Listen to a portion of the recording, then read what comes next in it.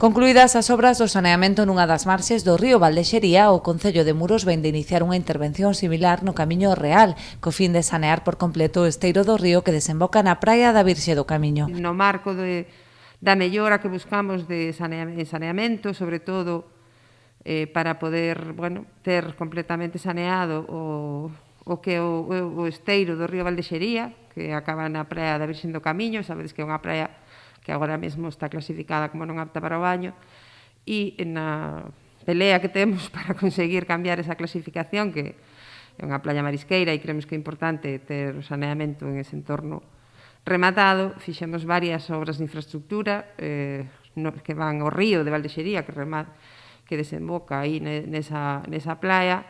e unha delas acabamos de rematar agora